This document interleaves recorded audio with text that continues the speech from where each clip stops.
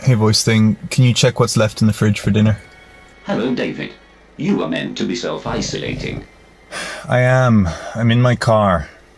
You are meant to be self-isolating at home. What difference does it make? I'm isolated from people one way or another. If you are unwilling to self-isolate at home for your own good, I will be forced to call authorities. Oh, come on. What? I'm isolated in my car. Initiating police isolation protocol in Seriously? 5, No, don't. 4, 3...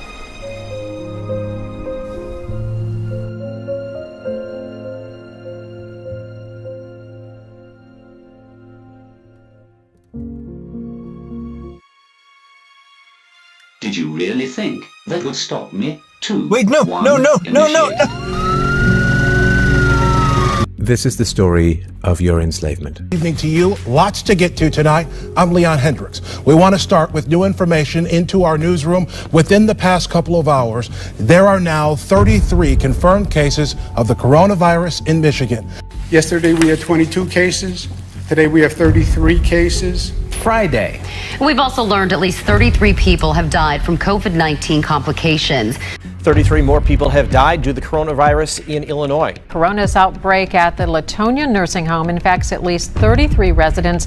7 of them have died, as David Winter found out. Minnesota is reporting 33 new deaths, bringing the death toll to 1,148. On a sad note, we have lost 1 patient in Nairobi.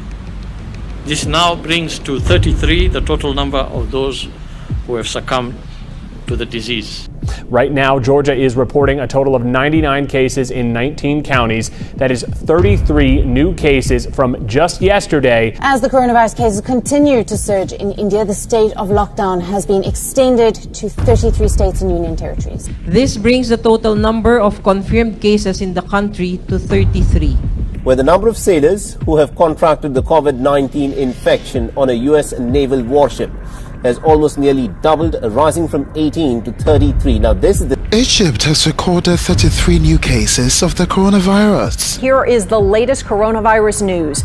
There are now 33 cases in Louisiana. As expected, the number of cases of COVID-19 jumps. A total of 33 people in our state have been tested and are confirmed to have the coronavirus. At Brentwood Place 1 in East Dallas, there are now 33 confirmed coronavirus cases. The data we're presenting is a snapshot of time. However, we are aware of an additional 10 deaths that have happened, that have been reported through the local public health units. Press releases are online since this morning. That brings the total right now actually to 33 deaths that we're aware of, sadly. 33 deaths. 33 deaths. 33 deaths.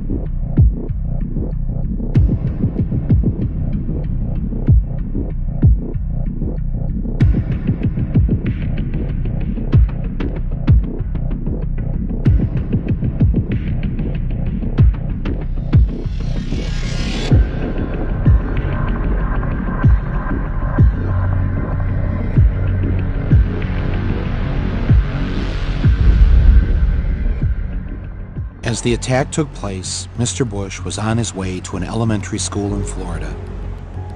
When informed of the first plane hitting the World Trade Center, where terrorists had struck just 8 years prior, Mr. Bush decided to go ahead with his photo opportunity.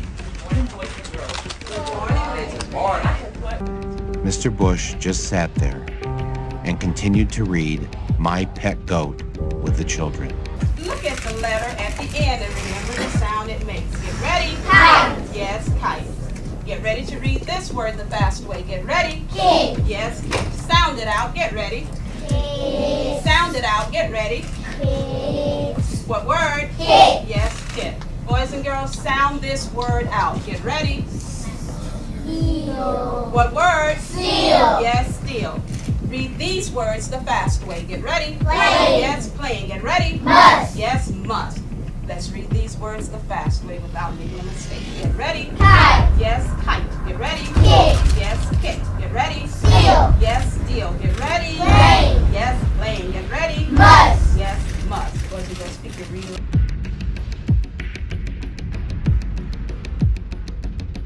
There's an old saying in Tennessee, I know it's in Texas, probably in Tennessee, that says, fool me once, shame on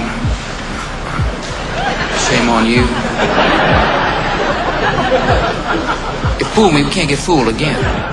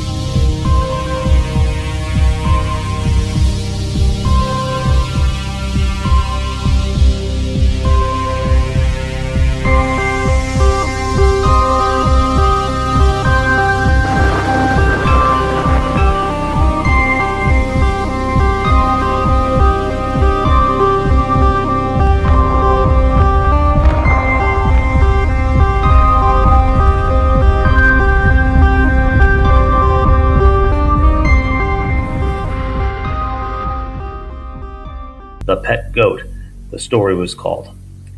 In I, Pet Goat 2, Bush is portrayed in the classroom again with the teacher, their students off screen here, and over to the side, you see outside the classroom, they also had a 9/11 attack happening, Twin Towers falling, but much more than just the Twin Towers falling. If you watch the video, you'll see all sorts of catastrophes, disasters, World War, nuclear explosions, and all sorts of things that are terrible. And so what the video is depicting is the second 9/11 style attack, but much larger and greater, and this includes the collapse of the United States of America. In this classroom, we have these students that are represented as moons. Each of these is a moon for a month, so we have 12 months. And so in this calendar, we'll call it a calendar, we have an eclipse. Girl is the lunar principal sitting on top of an eclipse.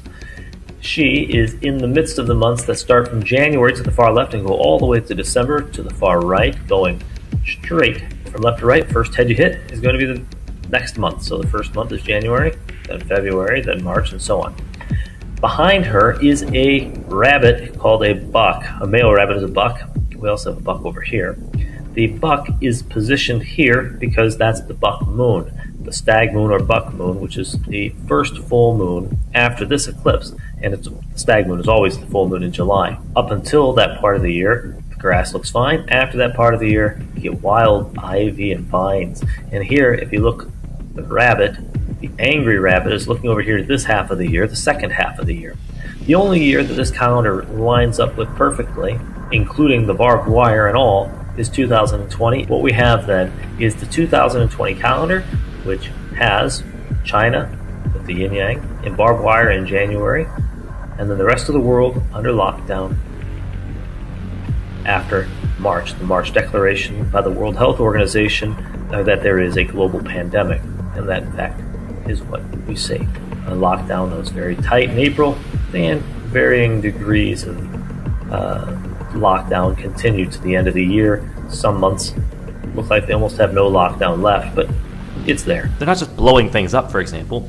These are going to be related to rituals, to their view of some sort of a proper way to get to the end or objective that they're after. And to understand that and to really have, if I can call it that, the key to understanding what's going on here, we need to understand how they're thinking about it and what's going on, because what they're doing is ritual magic, and they think somehow this ritual magic, these rituals are going to contribute to bringing about the outcome that they want in the ways that they think are necessary to do that.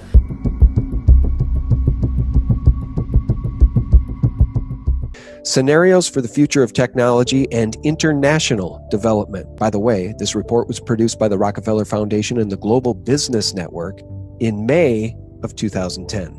I'm going to skip down to page 18 and just read a few paragraphs and tell me if what we're seeing today isn't pretty much what they wanted all along. Page 18 starts, Lockstep, a world of tighter top-down government control and more authoritarian leadership with limited innovation and growing citizen pushback.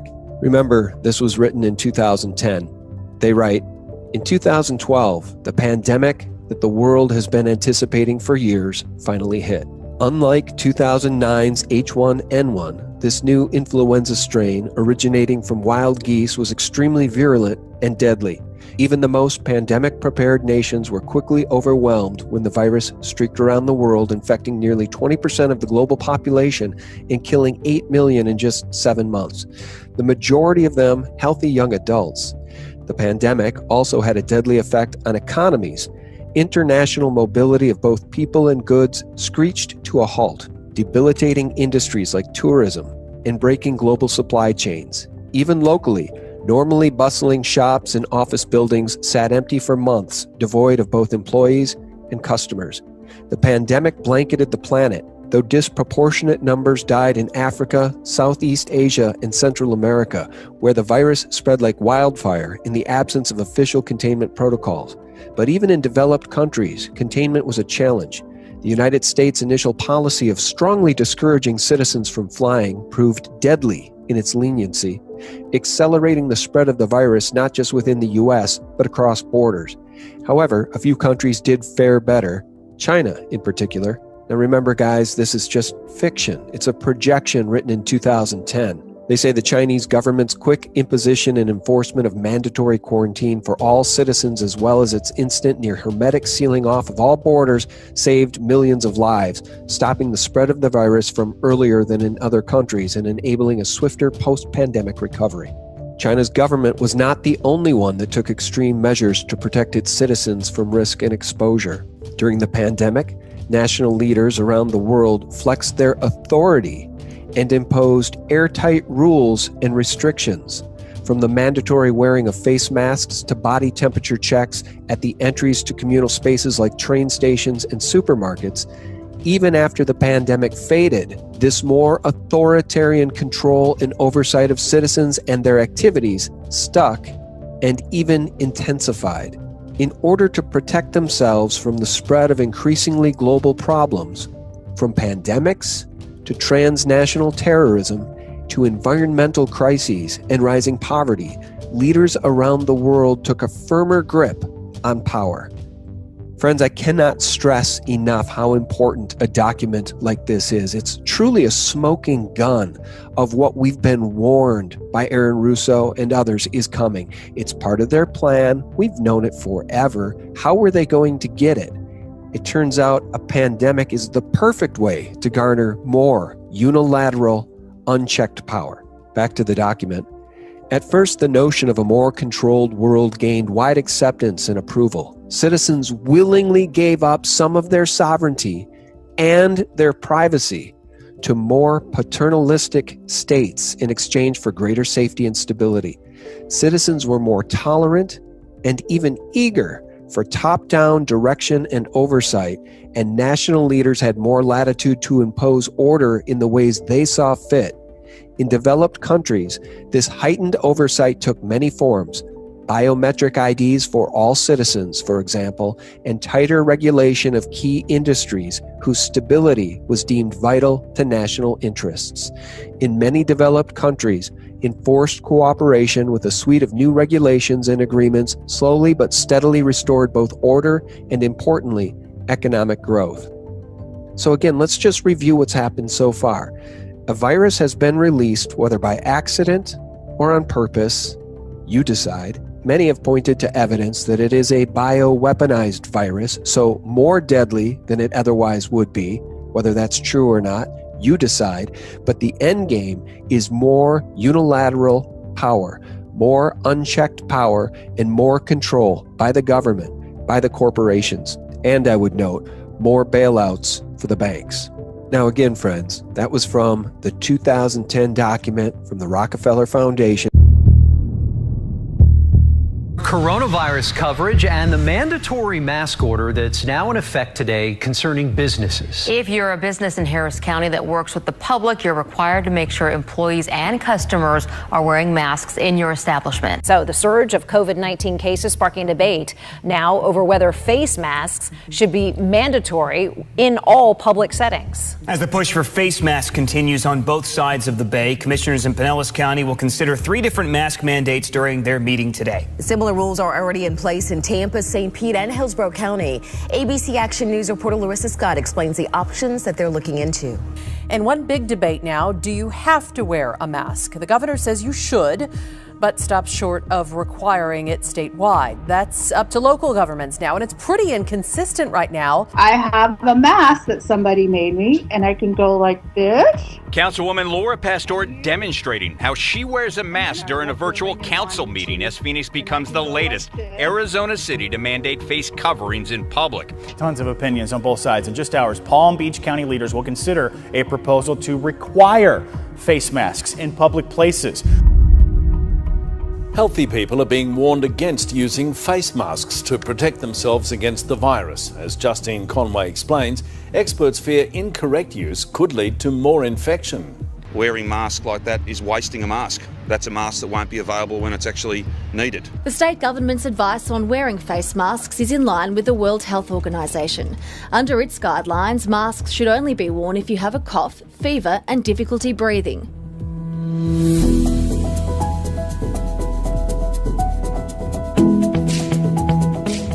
Medical masks like this one cannot protect against the new coronavirus when used alone. When you wear them, you must combine with hand hygiene and other preventive measures. WHO only recommends the use of masks in specific cases. If you have cough, fever, and difficulty breathing, you should wear a mask and seek medical care.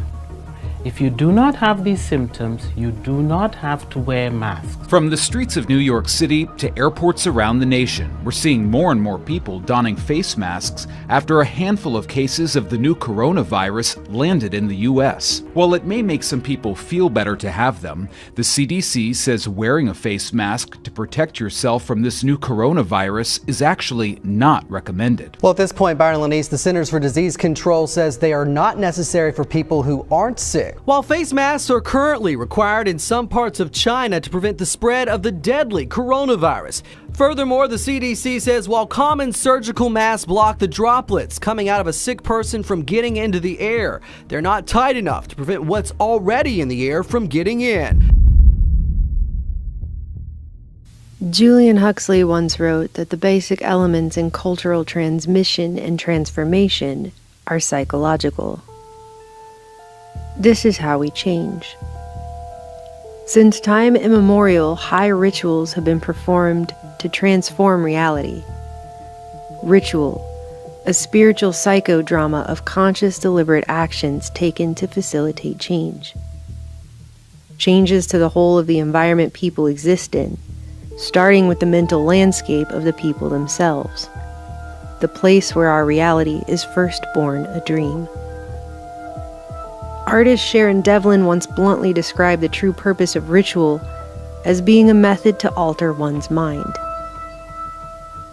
It's a sacred drama in which you are the audience as well as the participant, and the purpose of it is to activate parts of the mind that are not activated by everyday activity, she said. The mechanics of change through mechanism, a rhythm to sync to, merge and flow with, a magnetic draw drawing one down the path toward transmutation. Rituals are vehicles driving home those ideas. The information, the data, the symbols, which upon transmission create the language by which new society members communicate after they are initiated. This new language imparts a new understanding through definitions the ritual generates, meaning pegged to signposts of its own self-referential process, even if the original purpose gets lost in the repetition of action. A ritual initiation introduces and inducts one into the way, a new way of life or worldview, a program to guide beliefs and actions, enabling the initiate to become a full and true member of the new society. Note that ritual is not always a conscious action. Not everyone partaking in a ritual is always made explicitly aware that they are participants. And yet still, new patterns of thought, of significance, are drummed in, conscious or not. Ladies and gentlemen, this commercial is going to use subliminal advertising. An initiation ritual typically involves 3 stages. See if any of this sounds familiar to you. First, isolation for purification. The initiate is separated from the mundane. Did you know mundane means of the world? Your school has been canceled, social events have been postponed. The initiate is largely removed from the otherwise familiar persons, places, and things one is used to, in order to be cleared of them. Stay home. Protect yourself. Protect our system. Stay home. Detached and insulated. Purged. Purified. An extraordinary time where we have to stay home. We have to stay physically distant from the ones we love. An essential element of this separation from one's typical environment is the suspension of the normal rules of living that one is used to. The normal way. Normality, as it was before, will not come back. Much of the initiate's senses will be commanded and regulated at this time. In other words, the majority of what the initiate sees, hears, smells, touches, and tastes, if directly related, is deliberately controlled. These senses may be bombarded, modified, limited, or deprived. But regardless, perceptions and experiences are ultimately overseen by the high priests and priestesses directing the ritual's performance, enabling new light to shine through a newly opened window of thought. With nowhere else to go except where allowed, the insulated, isolated initiate may be forced to confront his or her own reflection, and inner shadows that have been ignored or buried somewhere deep beneath the average day-to-day suddenly become unavoidable. Triggers detonated. Another purge. Just as they involve surrender, initiation rituals may also involve sacrifice. Both the tangible that can be held in a hand and the intangible, such as behaviors, may be given up by requirement. After all, for something to be given, something must also be taken. A token of submission, an ounce of blood, a pound of clay to be remolded. Society will undergo a radical transformation. Whether dramatically overt or deceitfully subtle, the ritual reinterprets. A new definition given. Training in the form of new behaviors and knowledge, including myths and codes. Our world is filled with codes, pacts, user agreements, subliminal messages. Necessary for new members to function properly in the society they are being inducted into, are all imbued at this time. Repetition is typical, as its use helps hammer the spell home. A new normal? A new normal. We have to accept a new normal. The wearing of masks may be required. Masking has traditionally played an important role in rituals of this kind. Meantime, New York City has joined Los Angeles advising residents to cover their faces. Well, they've announced that anybody who is flying on the plane is going to be having to wear a mask. See here right behind me, about half the folks in line at this market basket right now are wearing masks. Today there was a mandate that went into effect across the entire country to wear a mask. Enabling and hastening the suppression of ego to help facilitate a death of the old identity before the identification with and manifestation of a new one. Disguised under a mask and hidden away, the initiate is more easily able to transcend the self, pushed further toward that invisible line between the physical and spiritual realms. Trauma is another aspect of this kind of initiation, and most especially to personalize the fear of death. People are dying, and nearly 6,000 Americans have died. Sometimes the act of dying is even ceremonially role-played. The dark beyond the darkness, the yawning abyss. Only after death is confronted can the initiate be symbolically resurrected, reborn anew. To go to sleep in one world and wake up in another. While the process that is playing out is quite coordinated and sophisticated in reality, it may be executed in a purposefully confusing manner, so that the goalposts seem to keep moving back and forth, up and down, here now there, rendering the initiate unable to find solid mental ground from which to make logical sense of anything. We're trying to figure out how to do this every week because everything changes constantly. This disorientation is key. The uncertain timing generates a general anxiety, further removing the initiate from reality and leaving him or her more susceptible to a type of Pavlovian conditioning. This weakens the defenses just as a virus would, only this has the potential to break down the individual much more completely than a virus would. I know we're surrounded by uncertainty. Whatever the finer details, the previous way of life is shed like an old skin. At the end that comes before the beginning, the change begins. This is the second phase, the transition. As the old self symbolically dies and passes away, the initiate descends into a state of liminality, a sort of fever dream purgatory nowhere land, the void in the middle. Thus the old self dies as the initiate is purified. Now a white room, a blank canvas washed and primed and desperate for paint, a tabula rasa. At the same time his old existence and way of life dies, the initiate transcending it is gradually being processed, reprogrammed, and incorporated into his or her new environment, reformed, reconstituted, and rebirthed into the new world that awaits at the end of the tunnel.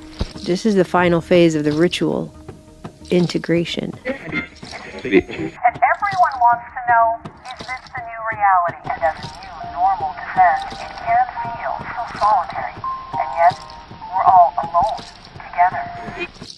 Does any of this sound familiar now?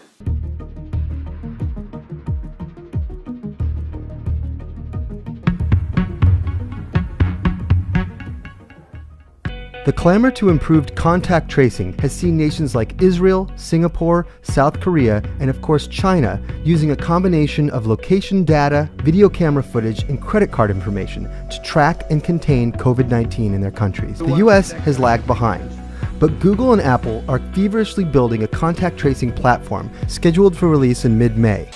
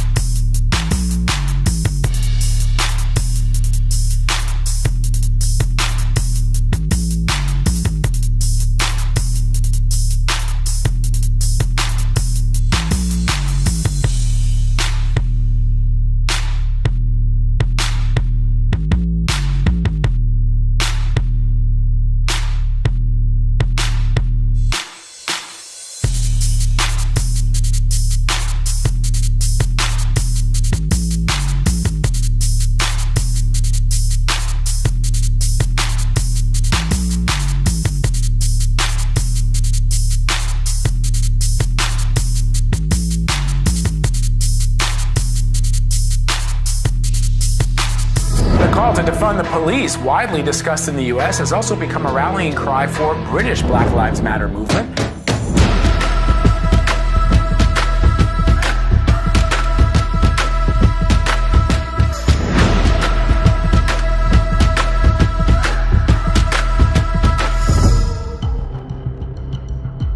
Deployment of the planet's first robotic police units became the focus of the world in 2016.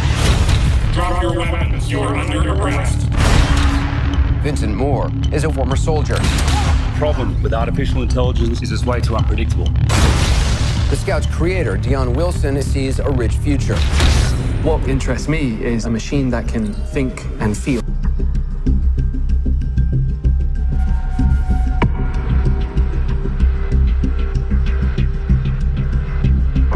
For your own safety and for those around you, please stand at least 1 meter apart. Thank you.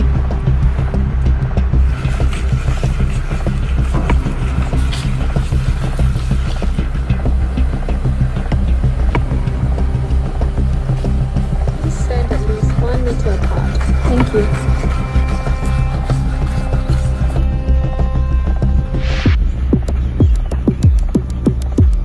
Now, new technology is being tested, allowing law enforcement to use drones to check the health or sickness of people on the ground, using virus-detecting software to recognize fever, coughing, and heart rate while keeping officers out of harm's way. The idea of the robot actually was introduced by the mayor of the city of Huntington Park and the city council. The robot itself was given the name HP RoboCop. For Huntington Park. It's, rather a futuristic piece of equipment that essentially is a sophisticated, current time, high definition camera system.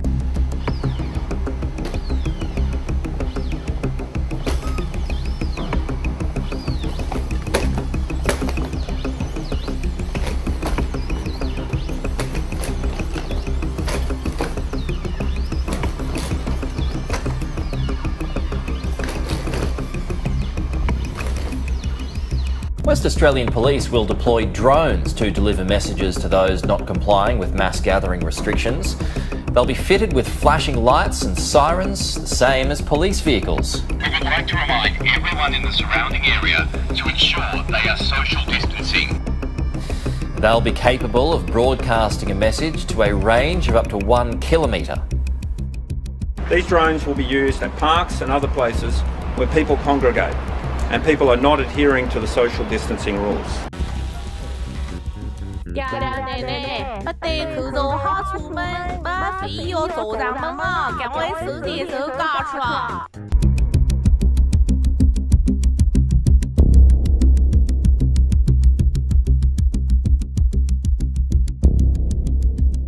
It is fair to say things won't go back to truly normal until we have a vaccine that we've gotten out to basically the entire world. When will a corona vaccine be ready? A vaccine that enables us to resume our lives without restrictions while protecting us from the disease. The only thing that will really allow life as we once knew it to resume is a vaccine. We should be and are and will be making a universal corona vaccine. To me, that's the best long-term goal for this. This is a whole new era for making vaccines, and one that's emphasizing speed. What we need is to make vaccines for 1 billion people, and we need to make that as quickly as possible. Vaccines won't be ready overnight. They will take months. Probably 14, 15, 16 months. At least 12 to 18 months away. Until we have a vaccine. Until we get a vaccine, new hope for a vaccine. That's how long strict rules will be in place across the state. It is fair to say things won't go back to truly normal until we have a vaccine that we've gotten out to basically the entire world. Joining me now is Jay Walker. He's the CEO of Appiject, a company that entered into a $138 million deal with the Trump administration called Project Jumpstart. So what is Project Jumpstart? It's a public-private partnership between my company, Appiject Systems of America, and the Department of Health and Human Services, and the Department of Defense, and the Department of Defense, and the Department of Defense. And its purpose is to ensure that by year end, we'll have at least 100 million doses ready to inject of a vaccine or therapeutic, assuming one is available. Eventually, what we're going to do, starting next year, is build entire new factories capable of doing up to 330 million doses every month, so that the entire U.S. population can be filled and finished from these brand new factories that we're building on U.S. soil.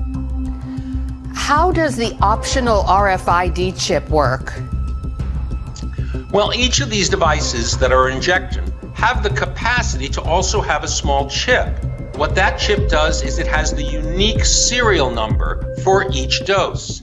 It is designed so that there is no counterfeiting. It's designed so that we'll know exactly that the right dose hasn't expired. However, that chip only refers to the dose. There's no personal information, no patient information. It's simply like a barcode, only we know instantaneously where and when that dose has been used. That also helps public health officials know when there are outbreaks. Have we vaccinated enough people in those areas? That technology is purely optional, however, and the U.S. government hasn't even decided if they're going to use it. Health Minister Adrian Dix says the provincial government is planning to move forward with mandatory reporting of vaccinations registration for school-aged children. And the system could be in place as early as September. I'm very upset that I constantly be put in this bucket of being called a crazy anti-vaxxer. I'm a mum, and I'm here advocating for my child.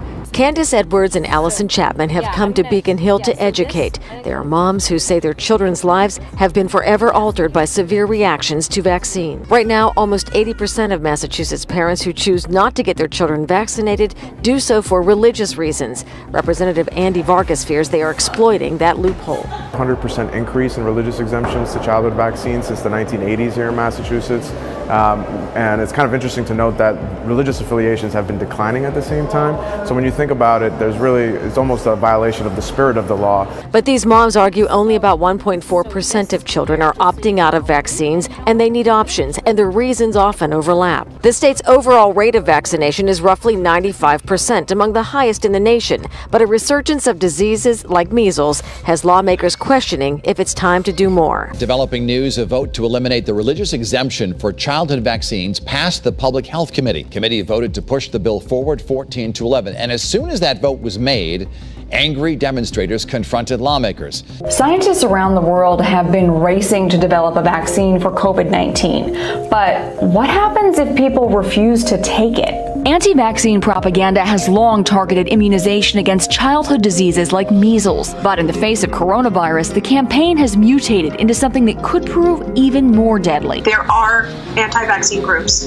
that are weaving a web right now, sowing seeds of doubt, developing their plans. Scientists say any potential vaccine is still probably a year away, but the misinformation drive is already underway. The world is becoming stranger than fiction. In what would make a good sci-fi book, MIT researchers have come up with an unsettling method of keeping track of who has and hasn't had a particular vaccination. They would create an ink that would be supposedly safely embedded in the skin alongside the vaccine itself, and only visible using a special infrared application. This is made all the more strange when we find that the research was funded by the Bill Gates Foundation. In fact, the project came about following a direct request from the Microsoft founder himself, who has been personally and somewhat controversially involved in efforts to eradicate polio and measles via vaccinations worldwide. Anyone who has been paying attention over the last 20 years has realized just how invasive government and private incursions into privacy have become. And we all know any form of identification or tracking is immediately suspect. Bill Gates and his foundation would effectively be tattooing vaccine records onto people by injecting a QR code under the skin with invisible nanoparticles. Of course, the safety risks involved have not been properly investigated. For example, Bill Gates Foundation came under intense criticism for its vaccination project in India in 2009, where 16,000 young girls, ranging from age 9 to 15, were given experimental HPV vaccine. Months later, many started falling ill, and by 2010, 5 had died. A standing committee on health and family welfare that investigated the studies in India tabled its report in 2013, finding consent for many of the conducted studies wasn't properly secured, in flagrant violation of medical norms. In many cases, children gave fingerprint consent for the test despite having no idea of the nature of the disease or the vaccines. And this is fundamentally where the problem of vaccines lies: lack of information and lack of consent. The public is kept in the dark for nearly everything involving vaccines. Of course, I'm not saying that back in the 1950s vaccines weren't a major help in wiping out polio and measles. I'm simply wanting to point out that as vaccines become more common, we must be hyper-vigilant of what we're putting into our bodies. Moreover, once it becomes socially acceptable to have something imprinted into your body in order to physically track you, how long until this becomes required? And I'm sure we can all imagine the danger that poses. This is Aaron Russo, a filmmaker and former politician. To his left is Nicholas Rockefeller of the infamous Rockefeller banking and business dynasty.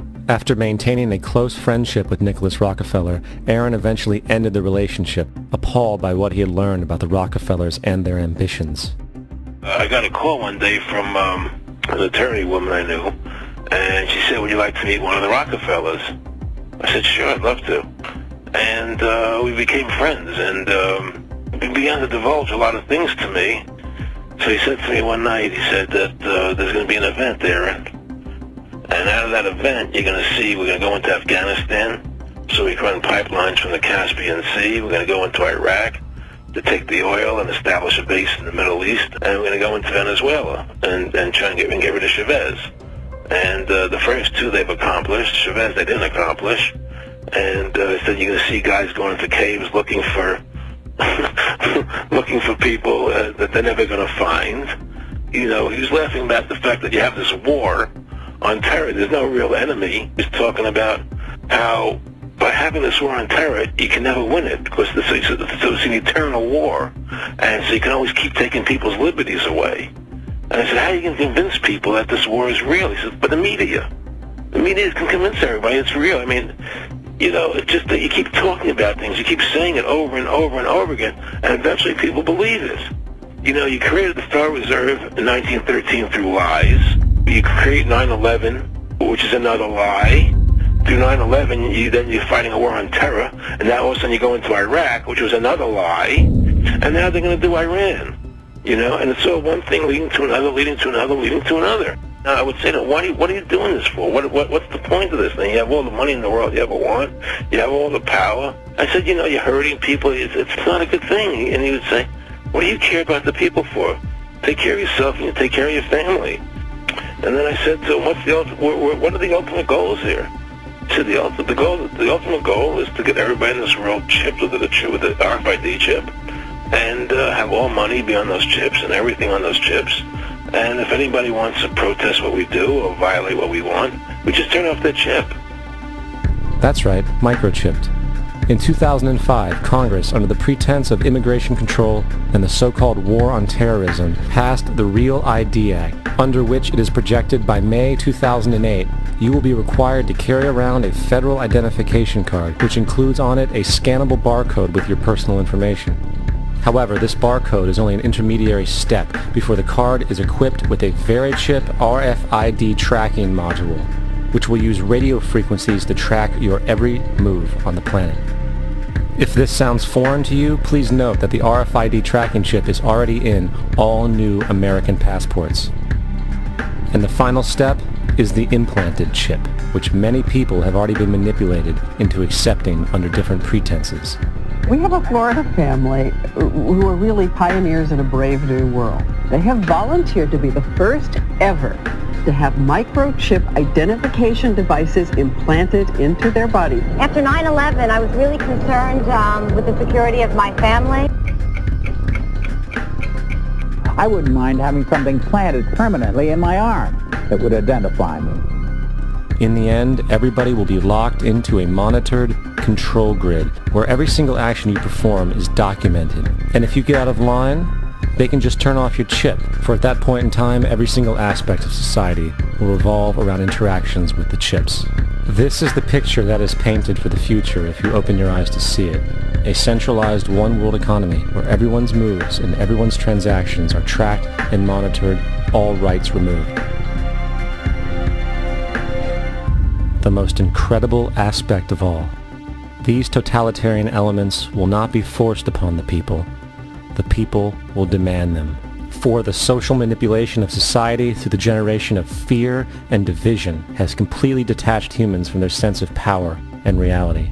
A process which has been going on for centuries, if not millennia. Religion, patriotism, race, wealth, class, and every other form of arbitrary, separatist identification and thus conceit has served to create a controlled population, utterly malleable in the hands of the few. Divide and conquer is the motto, and as long as people continue to see themselves as separate from everything else, they lend themselves to being completely enslaved. The men behind the curtain know this, and they also know that if people ever realize the truth of their relationship to nature and the truth of their personal power, the entire manufactured zeitgeist they prey upon will collapse like a house of cards. Hi, I'm Fox San Antonio's Jessica Headley. And I'm Ryan Wolf. Our greatest responsibility is to serve our Treasure Valley communities, the El Paso, Las Cruces communities, Eastern Iowa communities, Mid-Michigan communities. We are extremely proud of the quality, balanced journalism that CBS 4 News produces. But we are concerned about trouble and trend of irresponsible, one-sided news stories plaguing our country. The sharing of biased and false news has become all too common on social media. More alarming, some media outlets publish these same fake stories without checking facts first. The sharing of biased and false news has become all too common on social media. More alarming, some media outlets publish these same fake stories true without checking facts first. Unfortunately, some members of the media use their platforms to push their own personal bias and agenda to control exactly what people think. And this is extremely dangerous to our democracy. this is extremely dangerous to our democracy. This is extremely dangerous to our democracy. This is extremely dangerous to our democracy. This is extremely dangerous to our democracy. This is extremely dangerous to our democracy. 33. Mandatory mask. 33. Mandatory.